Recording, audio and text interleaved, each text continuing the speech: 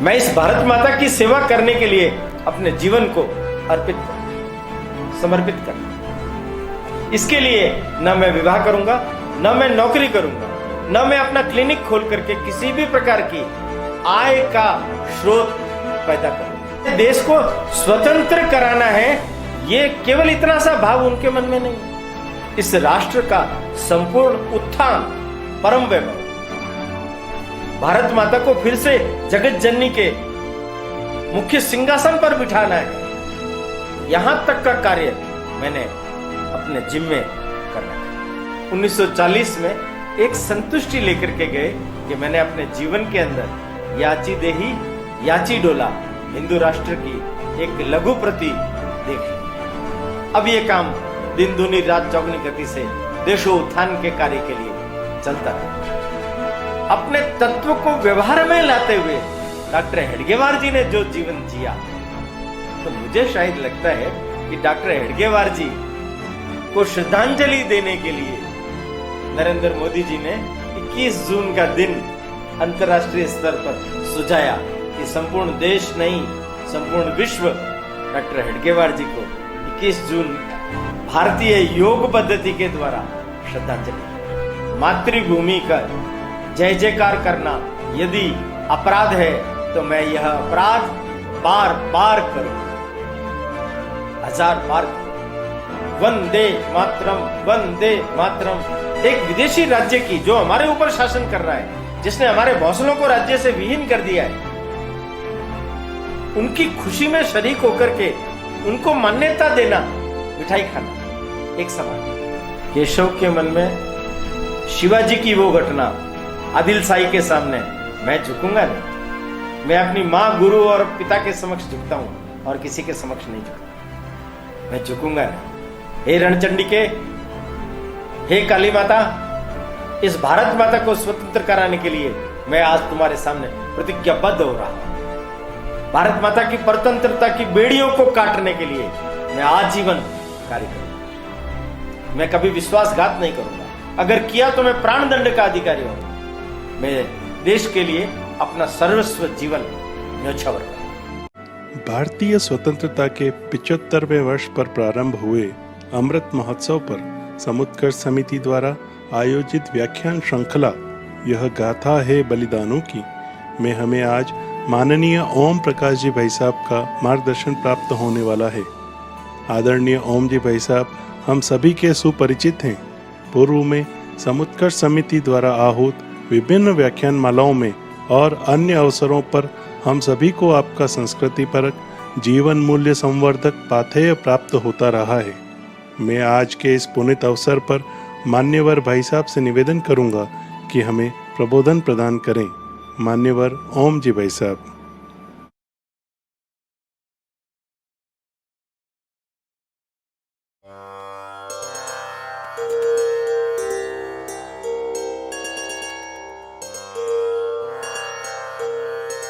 हिंदू भूमे सुरक्षार्थ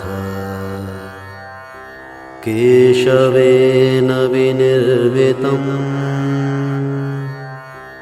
यं संघपोषितं येन गुरुं तं प्रणमाम्यहम्।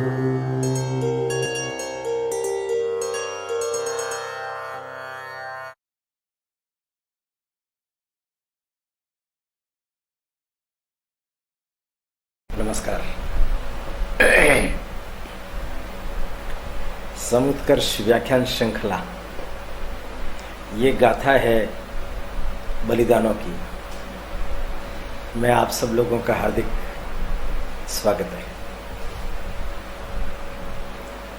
मित्रों, आज से हम एक नए कथानक पर चर्चा करने जा रहे हैं।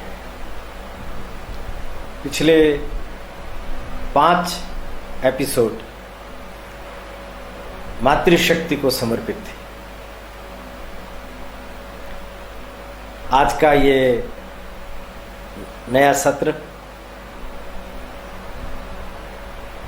एक अनाम उत्सर्ग हुए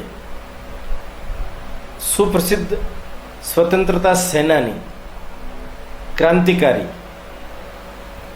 और आज के युग में शायद इतना चर्चित, इतना प्रचलित नाम नहीं है, किंतु उस नाम ने बहुत ही अद्भुत काम किया है, जो इस अपने संपूर्ण राष्ट्र के उद्धार के लिए, इस भारत माता के उत्थान के लिए, इस देश के, समाज के, धर्म के जागरण के लिए, जिसने बड़ा युग प्रवर्ती कार्य किया, ऐसे युग प्रवर्तक डॉक्टर केशवराव बलिराम हेडगेवार।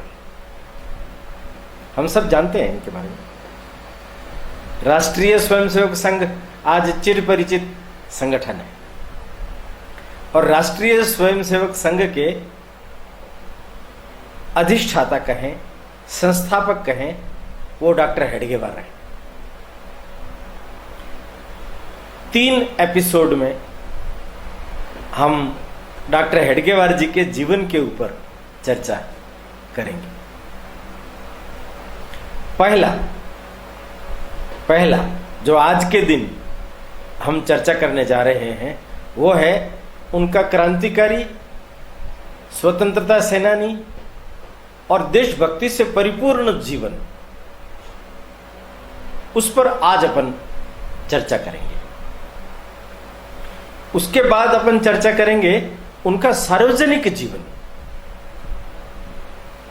जिसमें उन्होंने थोड़ा समय क्रांतिकारी आंदोलन को गति देने में लगाया, थोड़ा समय उन्होंने कांग्रेस में विविध प्रकार के उत्तरदायित्व ग्रहण करके उसकी गतिविधियों में लगाया और समाजो उत्थान के विविध प्रकार के कार्यों को करने के लिए भी उन्होंने अपना समय लगाया। पर ये जो 1915 से लगा करके 1925 डॉक्टर हेडगेवार जी का जो जन्म है वो 1889 वर्ष प्रतिपदा 1 अप्रैल के दिन हुआ है और 1915 में वो कलकत्ता से डॉक्टरी की पढ़ाई पूरी करने के बाद नागपुर लौट आए। नागपुर ही उनकी कर्मभूमि रही है, नागपुर ही उनकी जन्मभूमि रही है। तो 1915 से लगा करके 1925 तक ये 10 साल का कार्यकाल उनके जीवन का बड़ा अहम कार्यकाल है। इसको जानना और समझना इसलिए भी जरूरी है कि समाज के लिए, धर्म के लिए, देश के लिए काम करने वाले लोगों का चिंतन कैसा होना चाहिए, उनका मन कैसा होना चाहिए, उनका विचार कैसा होना चाहिए, उनका कृतित्व कैसा होना चाहिए। और वो डॉक्टर हेडगेवार जी ने जो कुछ उस 10 सालों के दरमियान किया है, उसको जब हम सुनेंगे, समझेंगे तो हमें अच्छी तरह से मालूम पड़ेगा। उन्होंने एक बड़ी विशेष बात, अंग्रेजों को, मुसलमानों को, ईसाइयों को दोषारोपण नहीं किया। उन्होंने आत्मविश्लेषण किया, आत्मा अवलोकन किया। उन्होंने कहा हमारा यहां का जो मूलभूत इस देश का जो स्वामी है, जो पुत्र रूप से भारत माता की सेवा करते आया है, वो हिंदू है। वो जो हिंदू है, उस हिंदू की ही ये जिम्मेदारी है कि वो अपने दुर्गुणों को दूर करे, वो समाज के एक को समझे, हिंदुओं में संगठन की वृत्ति पैदा हो, एकजुट होकर के हिंदू अपने समाज को, अपने धर्म को, अपनी संस्कृति को, अपने देश को उत्थान के, परम वैभव के शिखर तक लेके जाए। ये जो निष्कर्ष उन्होंने निकाला, तो ये काम करेगा कौन? तो उन्होंने विवेकानंद जी का जो विचार उस कालखंड के अंदर हिंदुत्व को लेकर के चला था, तिलक जी वगैरह ये सारे लोग उस दिशा में चल रहे थे। उन्हीं के अनुसार राष्ट्रीय स्वयंसेवक संघ इस नाम से एक काम खड़ा किया जाए जो हिंदुओं में व्यक्ति निर्माण का काम भी करेगा और राष्ट्र के पुनर्निर्माण का भी काम करेगा। तो 1925 से लगाकर उनका स्वर्गवास हुआ 21 जून 1940। 21 जून 1940। इस 15 वर्षों के दौरान उन्होंने पूरे देश भर के अंदर राष्ट्रीय स्वयंसेवक संघ नामक संगठन की विस्तार की, व्यक्ति निर्माण की, कार्यकर्ताओं के गठन की और हिंदू राष्ट्र के एक लघु प्रतिरूप को देखने की काम किया।